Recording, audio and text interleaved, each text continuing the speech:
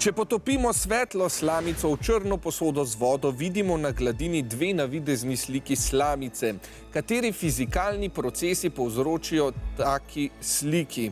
A. Lom in odboj svetlobe, B. Lom in absorpcija svetlobe, C. Odboj in absorpcija svetlobe ali D. Pri obeh slikah lom svetlobe. Kaj je mogoče?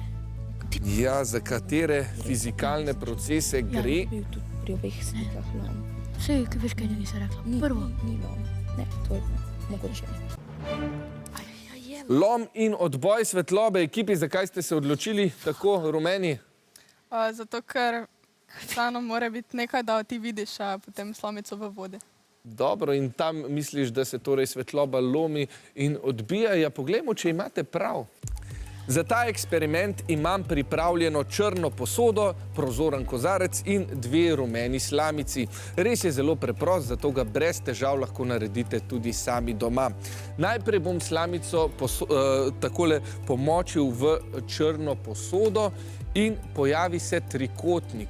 Videti je, takole, če naredimo, videti je, kot da bi bili slamici dve. Do tega pride zaradi odboja in loma svetlobe.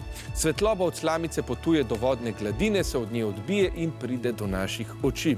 Tudi če slamico potopim v prozoren kozarec, takole nekako, ja, ne ustreza resničnemu položaju dela slamice pod vodo. Videti je, kot da je prelomljena, v resnici pa gre tudi tu za lom svetlobe.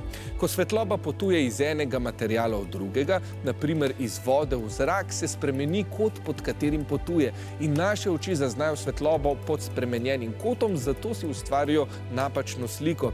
Pravilen je res odgovor A, ki obema ekipama prinese 5 točk. Bravo!